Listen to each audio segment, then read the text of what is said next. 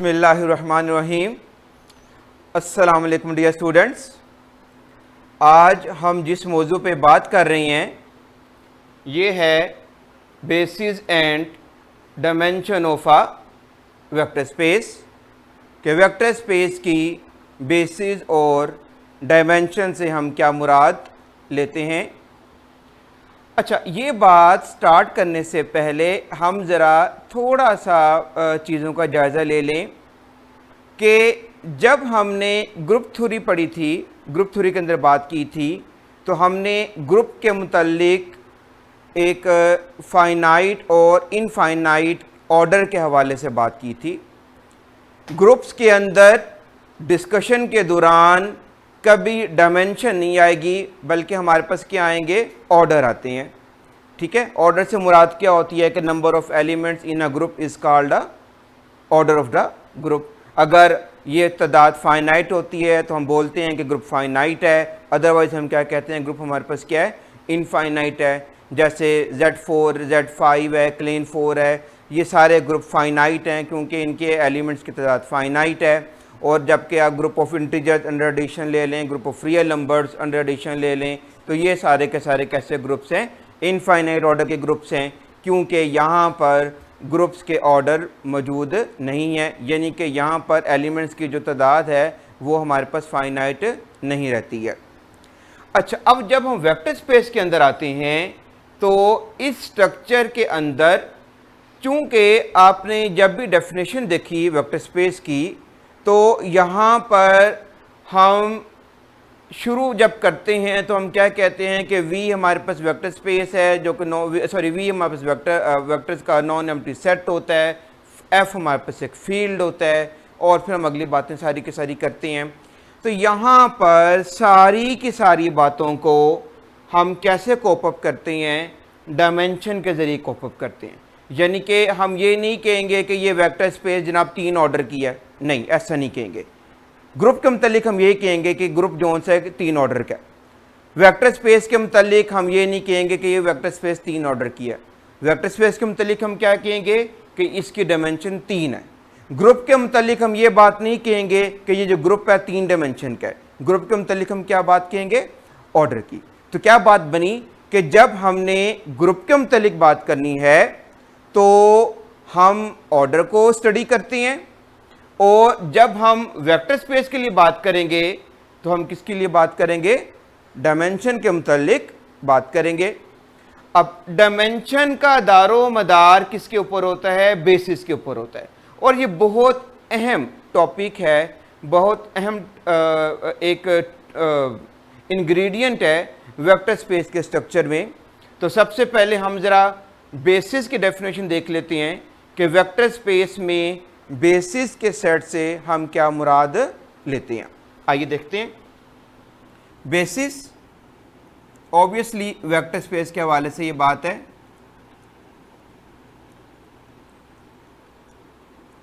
Definition है इसकी, late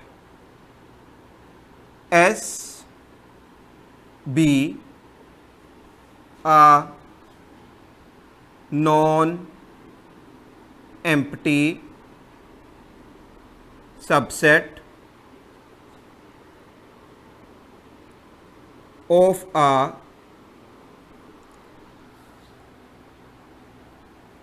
vector space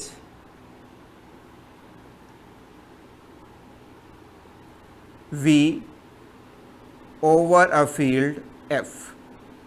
पहली बात, let S be a non-empty subset of a vector space V over a field F। इतनी बात कहने के बाद क्या मालूम हो गया कि हमारी गुफ्तगू के लिए, यानी कि बेसिस को डिफाइन करने के लिए हमें वेक्टर स्पेस में से एक नॉन एम्प्टी सबसेट चाहिए जिसको हमने क्या नाम दिया है, S का। आगे देखते हैं। S is said to form a basis for V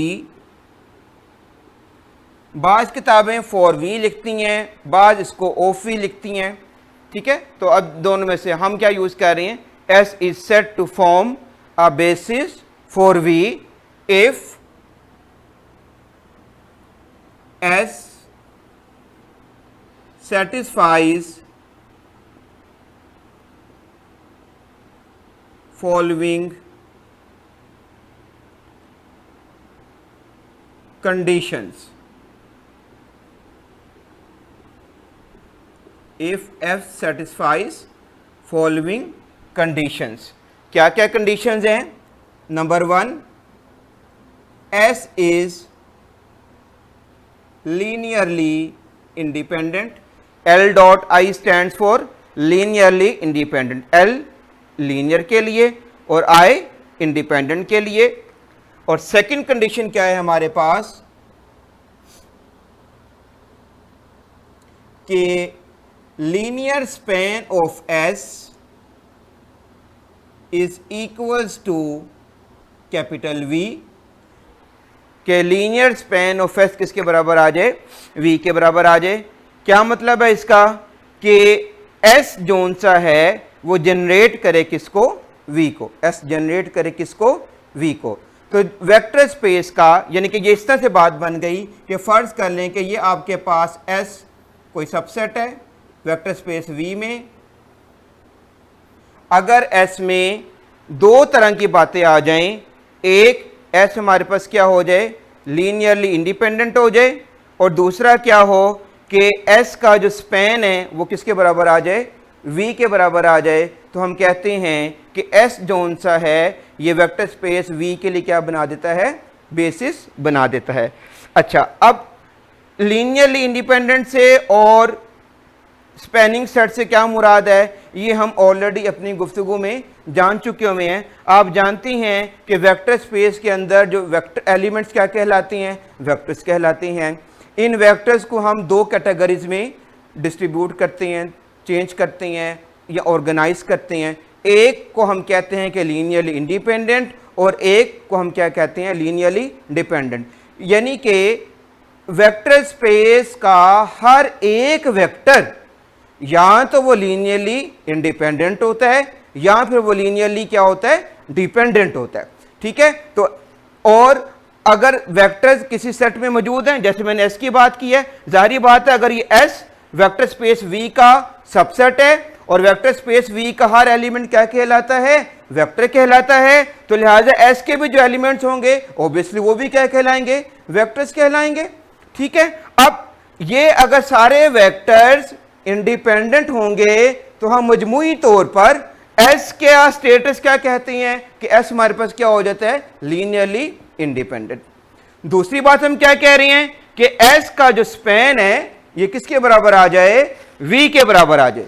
क्या मतलब है इसका कि every element of vector space V can be expressed as a linear combination of elements of S, कि वेक्टर स्पेस V का हर एक एलिमेंट लिखा जा सके किस शक्ल में, S के एलिमेंट्स के लीनियर कॉम्बिनेशन में। बिल्कुल इसी तरह से जैसे हम ग्रुप थ्योरी में साइक्लिक ग्रुप का कॉन्सेप्ट लेते हैं, वहां पे हम क्या कहते हैं कि ग्रुप साइक्लिक का बनता है कि जब ग्रुप के सारे एलिमेंट किसी एक फिक्स एलिमेंट की पावर में लिखे जा सकें तो फिर हम उस ग्रुप को क्या बोलते हैं, साइक्लिक ग्रुप।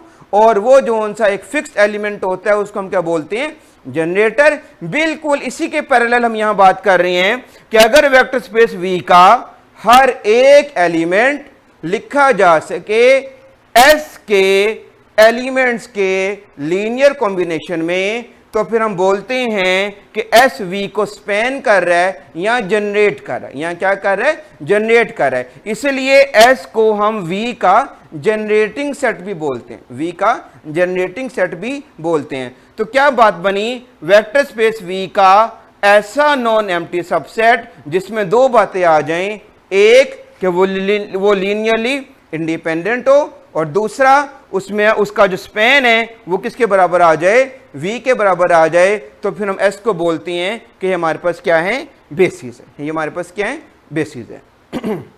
अब है हमारे पास next dimension of a vector space. Definition इसकी देखिएगा, the number of elements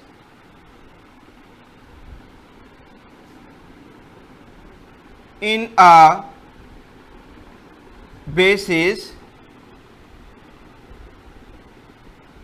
of a vector space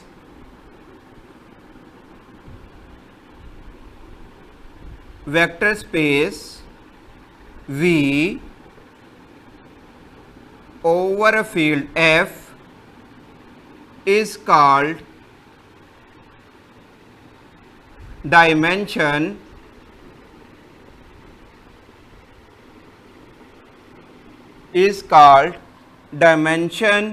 of V and is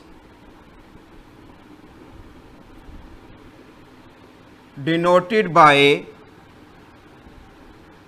DIM, dim of V। dim of V क्या बात कर रहे हैं? Dimension of a vector space से क्या मुराद है?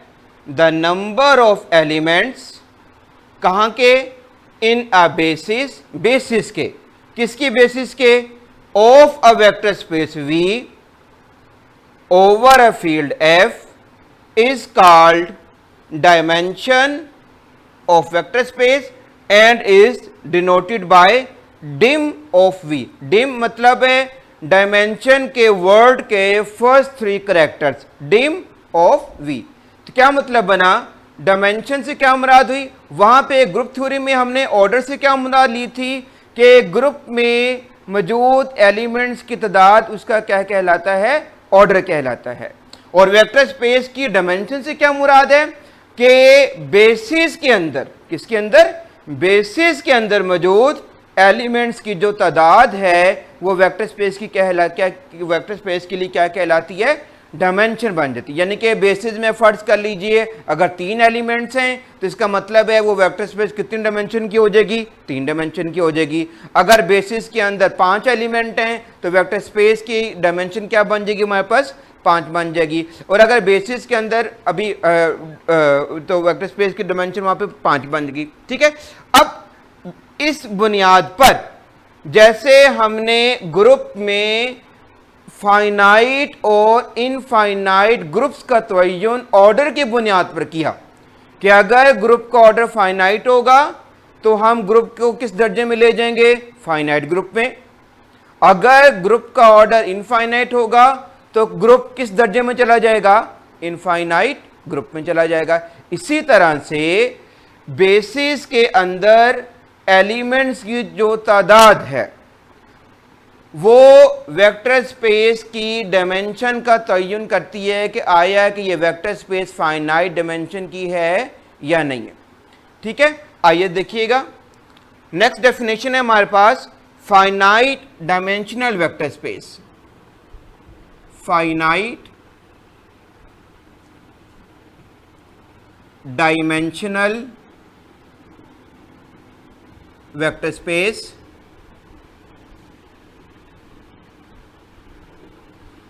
के फाइनाइट डायमेंशनल वेक्टर स्पेस से क्या मुराद है? इफ, डेफिनेशन देखिएगा, if the number of elements in a basis of a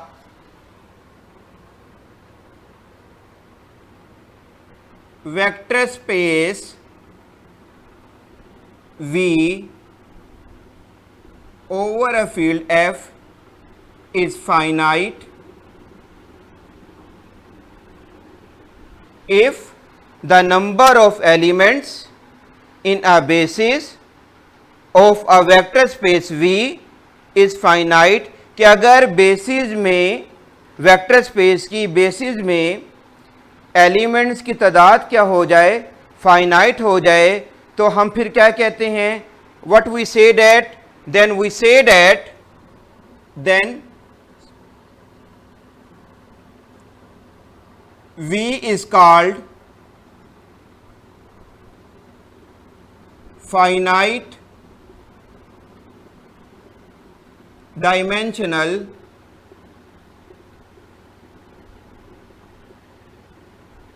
vector space.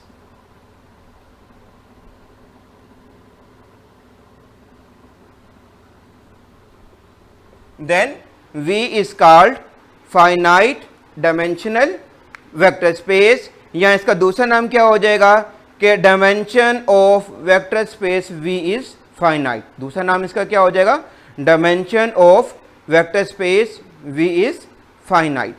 और अगर ऐसा ना हो, यानी कि बेसिस में एलिमेंट्स की तादाद फाइनाइट ना हो, तो फिर हम क्या कहेंगे कि वेक्टर स्पेस V की डायमेंशन क्या हो जाएगी, इनफाइनाइट. वेक्टर स्पेस V की डायमेंशन क्या हो जाएगी, इनफाइनाइट. और दूसरे अंदाज में हम क्या कहेंगे कि V is infinite dimensional vector space.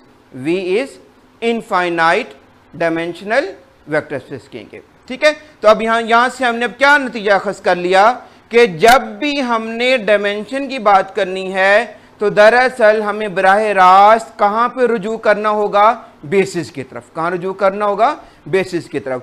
अगर बेसिस के अंदर एलिमेंट्स की तादाद फाइनाइट होगी तो हम कह देंगे कि वेक्टर स्पेस हमारे पास क्या है, finite dimensional. Otherwise vector space क्या हो जाएगी हमारे पास, इनफाइनाइट डायमेंशनल. अब यहां पर हम जरा दो बातों को एनालिसिस कर लें कि जब भी हमें कहा जाए कि किसी खास वेक्टर स्पेस की बेसिस कैलकुलेट करें, या हमें कहा जाए कि किसी खास वेक्टर स्पेस के मुतालिक इसके डायमेंशन के मुतालिक बात करें, तो दोनों सूरतों में काम हमने एक ही करना है.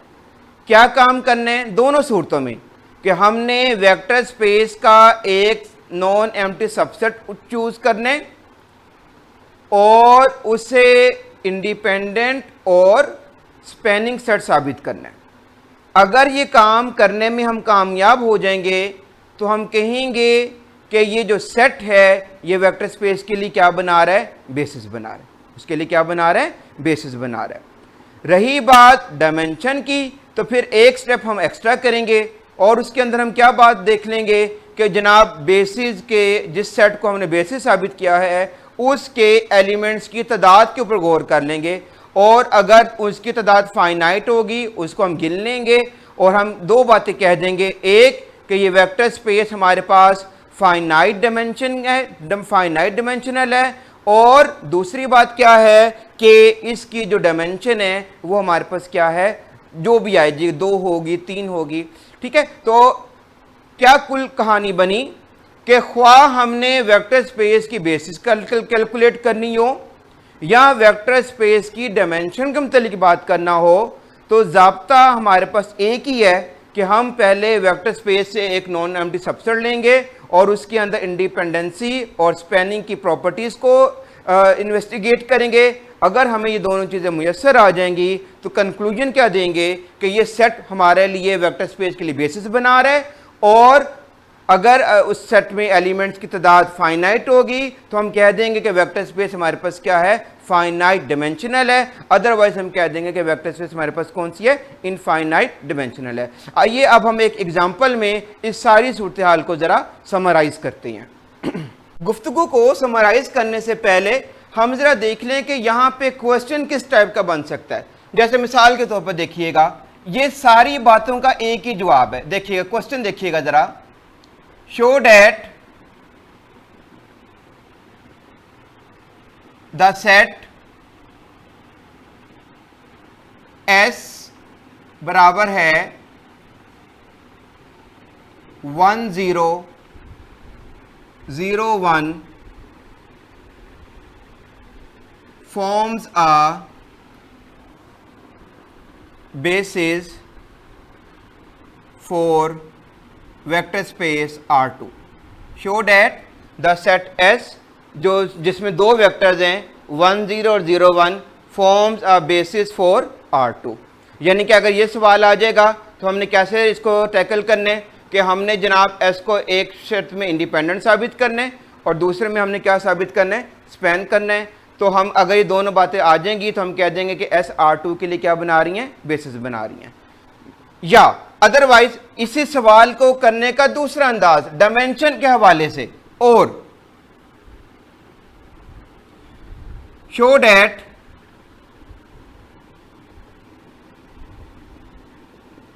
R2 is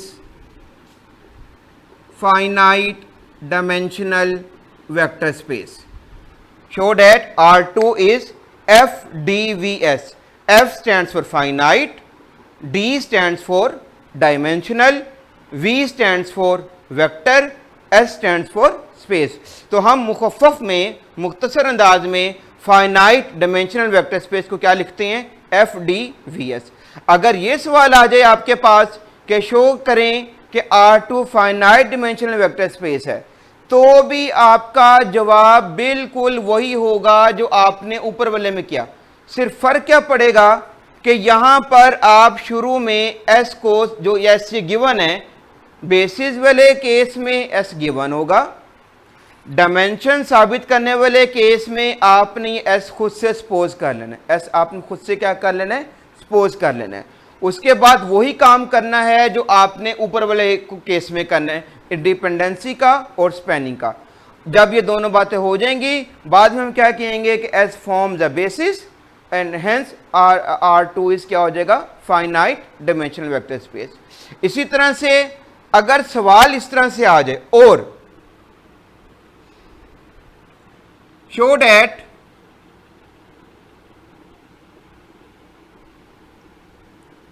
dimension of R2 is equals to 2।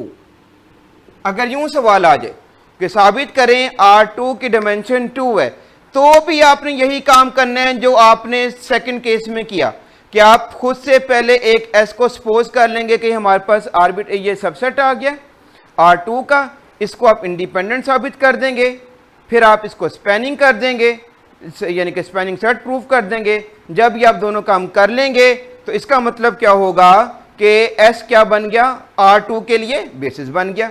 Basis बन गया तो by definition of dimension S zone सा होगा, S चूंकि बेसिस बन चुका हुआ है, लिहाजा वो R2 के हवाले से क्या बात आ जाएगी कि R2 हमारे पास क्या हो जाएगा, फाइनाइट डायमेंशनल हो जाएगा। और तीसरी बात, चूंकि S में दो एलिमेंट्स हैं, S में कितने एलिमेंट्स हैं, दो एलिमेंट्स हैं, और बाय डेफिनेशन ऑफ डायमेंशन हमने क्या पढ़ लिया कि नंबर ऑफ एलिमेंट्स, बेसिस में जो एलिमेंट्स की तादाद होगी वो उसके लिए क्या बन जाती है, उसकी डायमेंशन बन जाती है। तो हम क्या कहेंगे कि डायमेंशन ऑफ R2 किसके बराबर आ गया, 2 के।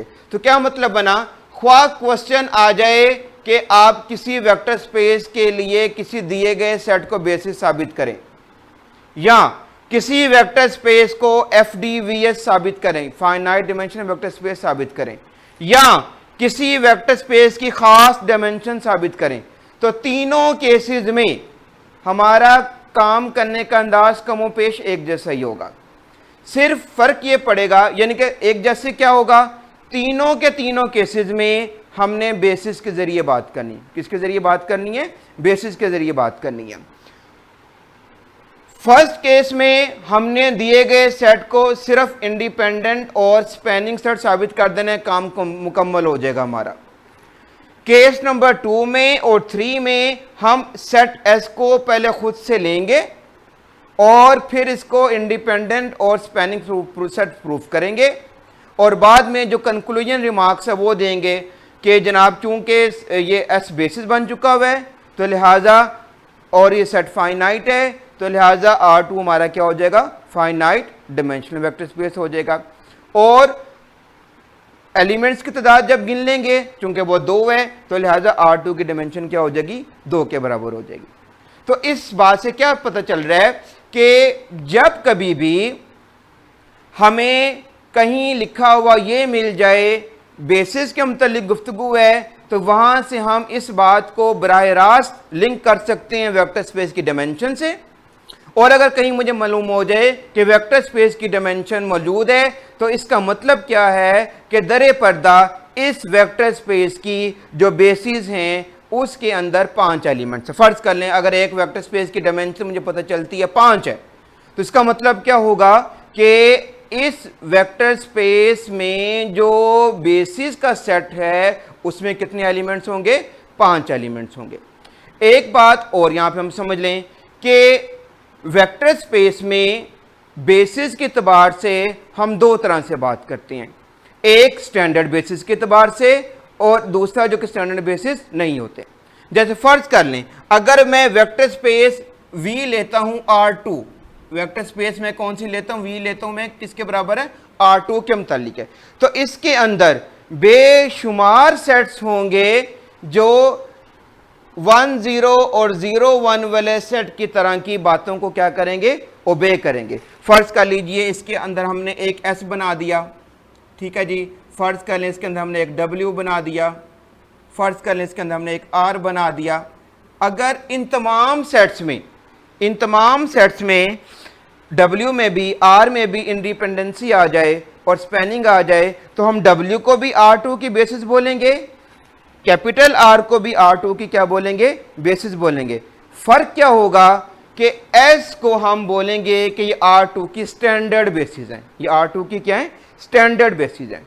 और आप जानते हैं ये एक स्टैंडर्ड बेसिस के मुतालिक कि अगर हम इसको थोड़ा सा विजुलाइज कर सकें अपना तरतीब के साथ, तो 1 डायमेंशनल वेक्टर स्पेस हमारे पास कौन सी आ जाएगी? Vector space of real numbers, ठीक है ना, vector space of real numbers आ जाएगी। और 2 डायमेंशनल वेक्टर स्पेस कौन सी आ जाएगी? हमारे पास R2 आ जाएगी। 3 डायमेंशनल कौन सी आ जाएगी? हमारे पास R3 आ जाएगी। और इस तरह से बात हमारे पास आगे चलती है। अभी हम इसको थोड़ा सा तफसीली देखते भी हैं। तो कहने के मतलब क्या हुआ कि R2 में बेशुमार सेट्स होंगे जिनके अंदर आपके पास ये दोनों खूबियां मौजूद होंगी, यानी कि बेसिस बनाने की सलाहियत होगी। तो यहां से जो एक अहम तरीन इंपॉर्टेंट रिजल्ट हमारे पास आता है, वो हमारे पास क्या है? थ्योरम है हमारे पास, ये आप लोगों ने जरूर कर लेना है कि any 2 basis of a finite dimensional vector space we have same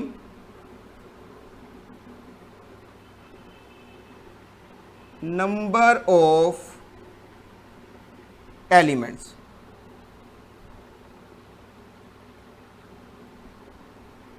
Any 2 bases of a finite dimensional vector space have same number of elements. जैसे अभी मैं आपको बता रहा हूं कि अगर S हमारा R2 के लिए बेसिस बना रहा है और S में कितने एलिमेंट्स आ रहे हैं? 2 एलिमेंट्स आ रहे हैं। तो इसका मतलब क्या होगा कि अगर W भी बेसिस बना रहा है तो W में भी कितने एलिमेंट्स आ जाएंगे? 2 आ जाएंगे।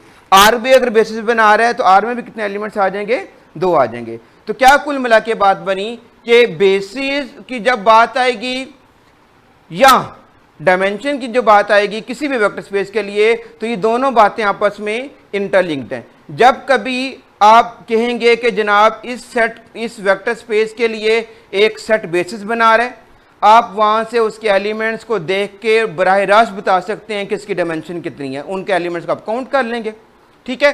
और अगर कहीं पर आपको पता चल जाए कि वेक्टर स्पेस की जो डायमेंशन है वो 4 है या 5 है, तो यहां से हम फौरी तौर पे क्या कह सकते हैं कि इस वेक्टर स्पेस को जो जनरेट करने वाली बेसिस का सेट है उसमें कितने एलिमेंट्स होंगे? 4 एलिमेंट्स होंगे या 5 एलिमेंट्स होंगे। आइए अब हम इस सारी गुफ्तगू को जरा एक एग्जांपल से भी विजुलाइज कर लें। एग्जांपल देखिएगा। अभी जो जैसे आपसे मैंने सारी बात की है, हमने R2 को फाइनाइट डायमेंशनल वेक्टर स्पेस साबित करना है, या जो गिवन सेट है हमारे पास S को हमने बेसिस साबित करना है, ठीक है। तो हम चलेंगे कैसे कि S हमारे पास क्या है? 1 0 0 1, ठीक है जी। सबसे पहले इसकी इंडिपेंडेंसी के मुतालिक बात करते हैं। S is linearly independent. क्या मेथड होता है इंडिपेंडेंट साबित करने का? कि दिए गए वेक्टर्स को हम स्केलर्स उनके लीनियर कॉम्बिनेशन में लिखते हैं। देखिएगा जरा, consider alpha times 1 0 plus beta times 0 1 is equals to 0 0 का पेयर। याद रखिएगा, जब भी लीनियर कॉम्बिनेशन लिखने उसमें बराबर के बाद ज़ीरो से मुराद उस वेक्टर स्पेस की आइडेंटिटी है। क्योंकि R2 में हर एक एलिमेंट हमारे पास क्या होता है? ऑर्डर पेयर होता है। तो लिहाजा यहाँ पे आइडेंटिटी का किरदार कौन अदा करता है? 0 0 का पेयर। अब यहाँ से आप, यानी कि ये हमेशा पहला स्टेप होता है इंडिपेंडेंट साबित करने के लिए। स्टेप नंबर 1 क्या है कि दिए गए वेक्टर्स को उनके लीनियर कॉम्बिनेशन में लिखते हैं। मतलब क्या है कि अल्फा और बीटा किसके एलिमेंट हैं? फील्ड के एलिमेंट हैं। ठीक है, अल्फा टाइम्स पहला वेक्टर प्लस बीटा टाइम्स दूसरा वेक्टर बराबर उस वेक्टर स्पेस की आइडेंटिटी, उस वेक्टर स्पेस की आइडेंटिटी। अगर R3 होता तो बराबर के बाद 0 का ट्रिपलेट आता। अगर R4 के लिए बात हो रही होती तो बराबर के बाद 0 का जो फोर्थ में हम लिखते हैं वो हमारे पास जिसको हम फोर टपल्स बोलते हैं वो आता। अब यहाँ से हम क्या करेंगे? इंडिपेंडेंट साबित करने का मेथड क्या है कि यहाँ से सिस्टम ऑफ इक्वेशंस बनाएंगे in terms of alpha and beta और उसको सॉल्व करेंगे। सॉल्व करने के बाद अगर अल्फा और बीटा का आंसर 0 आ जाएगा तो इसका मतलब क्या है कि दिए गए वेक्टर्स क्या हैं? इंडिपेंडेंट हैं। तो यहाँ से आप इसको देख सकते हैं। अगर यहाँ से हम इसको कैलकुलेट कर लेंगे, बड़ा आसान है, ये आप लोग खुद कर सकते हैं। तो अल्फा की कीमत भी 0 आ जाएगी और बीटा की कीमत भी हमारे पास क्या आ जाएगी? 0 आ जाएगी। इसका मतलब क्या हुआ कि एस हमारा क्या हो गया? Linearly independent. This implies that हम क्या कह सकते हैं? S is linearly independent. S हमारे पास क्या हो गया? Linearly independent. अब सेकंड प्रॉपर्टी क्या है? हमने साबित क्या करना है कि एस का जो स्पैन है ये किसके बराबर आ जाए? R2 के। किसके बराबर आ जाए? R2 के। क्या मेथड है? R2 का एक आर्बिट्रेरी वेक्टर लेंगे और उसे कोशिश करेंगे कि वो लिखा जा सके S के एलिमेंट्स के लीनियर कॉम्बिनेशन में। यूं समझ लीजिए बात, या इस तरह से समझ लें कि काम क्या करना है? R2 का हम चाहते हैं कि हर एलिमेंट जनरेट हो S के एलिमेंट से। मेथड क्या है? R2 का एक हम वेक्टर लेंगे, ठीक है, और उसके लिए हम इस तरह से चलेंगे कि let V is equals to XY belongs to R2, belongs to R2. Consider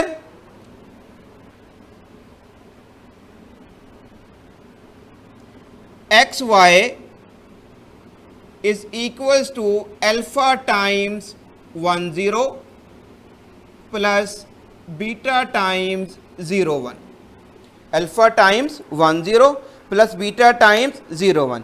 याद रखिएगा, स्पैनिंग का जब आपने काम करना है या इंडिपेंडेंसी साबित करनी है, दोनों में आपने दिए गए सेट के वेक्टर्स का लीनियर कॉम्बिनेशन बनाना है। फर्क क्या आ रहा है? इंडिपेंडेंसी में उसको इक्वल रखना है वेक्टर स्पेस की आइडेंटिटी के, और स्पैनिंग सेट में उसको बराबर रखना है आपने आर्बिट्रेरी वेक्टर के।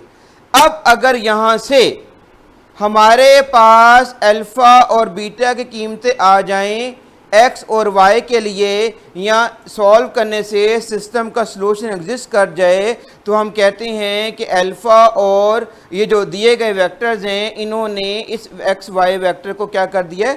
जनरेट कर दिया। तो आप देख सकते हैं बआसानी आसान कैलकुलेशंस ये हैं। यहाँ से हम क्या कह सकते हैं कि दिस इम्प्लाइज दैट अल्फा की कीमत मेरे पास क्या आ जाएगी? एक्स आ जाएगी, और बीटा की कीमत मेरे पास क्या आ जाएगी? वाई आ जाएगी। बीटा की कीमत मेरे पास क्या आ जाएगी? वाई। इंडिपेंडेंसी में हमने सिस्टम बनाना है जब अल्फा बीटा के लिए या स्केलर्स के लिए तो हमने ये साबित करना है कि तमाम स्केलर्स की आंसर ज़ीरो आए, तमाम स्केलर्स के आंसर क्या आए, ज़ीरो आए। तो इसका मतलब है वो सारे के सारे स्केलर्स का ज़ीरो होने का मतलब by definition of independent vectors दिए गए वेक्टर्स क्या हो जाएंगे, इंडिपेंडेंट हो जाएंगे। स्पैनिंग में क्या काम करना है, स्पैनिंग में कॉम्बिनेशन को बराबर पुट करना है वेक्टर के जो आर्बिट्रेरी हमने चूज़ किया। यहाँ से सिस्टम को सॉल्व करना है अल्फ़ा बीटा के लिए, एक्स वाई वगैरह जो भी उसके आंसर आ जाएं। या दूसरे अंदाज में क्या कह सकते हैं कि सिस्टम का सलूशन एग्जिस्ट करना चाहिए। अगर ये बात मुयस्सर आ जाएगी तो हम क्या कहते हैं कि हमारा ये जो आर्बिट्रेरी वेक्टर है ये हासिल किया जा सकता है अल्फ़ा की इस कीमत और बीटा की इस कीमत से। मुराद क्या हुई कि एस ने R2 के इस एलिमेंट को क्या कर दिया, जनरेट कर दिया, एस के इस एलिमेंट को क्या कर दिया, जनरेट कर दिया। क्योंकि ये एलिमेंट आर्बिट्रेरी है, इसका मतलब क्या होगा कि आप R2 के हर एक एलिमेंट को यहाँ से क्या कर सकते हैं, जनरेट कर सकते हैं। तो जब एस में ये दोनों बातें आ गई हैं कि एस इंडिपेंडेंट भी हो गया, एस ने स्पैन भी कर दिया है R2 को, तो मुराद क्या हुई कि this means that S forms are, this means that, this implies that हम क्या कह देंगे कि S forms a basis for R2। S जोन सा बेसिस बना देगा किसके लिए, R2 के लिए। अब देखिएगा बेसिस बन गई, इसका मतलब क्या हुआ, अब R2 की डायमेंशन के ऊपर बात करनी है। हमने क्या पढ़ी डेफिनेशन कि बेसिस में मौजूद एलिमेंट्स की तादाद जोन सी है वो हमारे पास क्या बन जाती है, R2 की डायमेंशन बन जाती है। R2 की क्या बन जाती है, डायमेंशन बन जाती है। और जब डायमेंशन मिल जाती है तो हम R2 को क्या बोलते हैं कि वो हमारे पास, यहाँ वेक्टर स्पेस को हम क्या बोलते हैं कि वो हमारे पास क्या है, फाइनाइट डायमेंशनल वेक्टर स्पेस है। तो क्या बात पता चल रही है कि S चूंकि फाइनाइट सेट है, R2 के लिए बेसिस बना रहा है, लिहाजा R2 किस दर्जे में चला जाएगा, फाइनाइट डायमेंशनल वेक्टर स्पेस में चला जाएगा। और चूंकि S में एलिमेंट्स की तादाद हमारे पास कितनी है, 2 है, तो लिहाजा हम क्या कहेंगे कि R2 की डायमेंशन हमारे पास क्या आ जाएगी, 2 आ जाएगी। R2 की डायमेंशन क्या आ जाएगी, 2 आ जाएगी। इस तरह से किसी भी वेक्टर स्पेस की डायमेंशन के मुतालिक हम जो सी बात कर सकते हैं। मेथड क्या होगा कि सबसे पहले हमने दिए गए सेट को उस खास वेक्टर स्पेस के लिए वेक्टर बेसिस साबित करना है। अगर बेसिस साबित हो जाती हैं तो फिर हम क्या कहते हैं कि डायमेंशन के लिए जाएंगे। डायमेंशन के लिए कैसे मूव करेंगे, हमने देख लेना है कि सेट के अंदर एलिमेंट्स की तादाद अगर फाइनाइट है तो ऑटोमेटिकली हम उस वेक्टर स्पेस को बोल देंगे कि ये हमारे पास क्या फाइनाइट डायमेंशनल वेक्टर स्पेस है। और डायमेंशन एग्जैक्ट देखने के लिए कि डायमेंशन कितनी है, एस में मौजूद एलिमेंट्स की तादाद फाइनाइट होने से ये मालूम होता है कि वेक्टर स्पेस फाइनाइट डायमेंशनल है, वेक्टर स्पेस फाइनाइट डायमेंशनल है।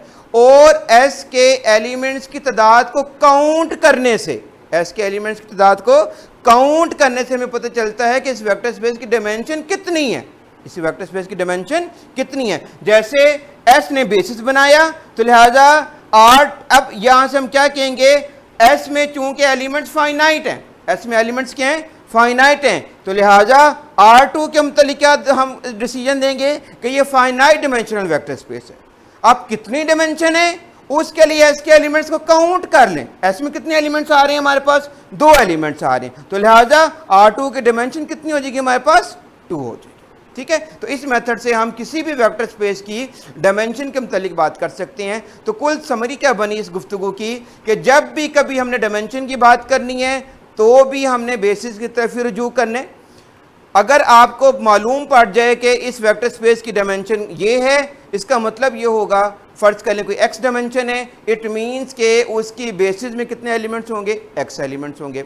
अगर आपको ये मालूम पड़ जाए दूसरी तरफ से कि किसी वेक्टर स्पेस की बेसिस में एक्स एलिमेंट है, तो इसका मतलब क्या होगा, उसकी डायमेंशन कितनी होगी, मतलब बेसिस के अंदर एलिमेंट्स एक्स हैं। यहां से 2 बातें पता चल रही हैं, एक कि वेक्टर स्पेस फाइनाइट डायमेंशनल है, वेक्टर स्पेस फाइनाइट डायमेंशनल है, और दूसरा कि वेक्टर स्पेस की डायमेंशन एक्स है, वेक्टर स्पेस की डायमेंशन कितनी है, एक्स है। जैसे यहां पे मैंने आपको बताया कि एस का बेसिस होने से दो बातें मालूम हो रही हैं। एक कि R2 finite dimensional vector space बन गई है। अब डायमेंशन कितनी है, एस के एलिमेंट्स को हम काउंट कर लेंगे, एस के एलिमेंट्स को हम क्या कर लेंगे, काउंट कर लेंगे। जितने एस के अंदर एलिमेंट्स होंगे वो R2 की क्या बन जाएगी, डायमेंशन बन जाएगी। ठीक है, ऐसे ही आप R3 के लिए या किसी भी वेक्टर स्पेस के लिए इस बात को बाकायदा तौर पे प्रूव कर सकते हैं। ठीक है, बाकी इस हवाले से फिर जो गुफ्तगू है बेसिस के हवाले से वो इंशाल्लाह हम अपने नेक्स्ट लेक्चर में देखते हैं।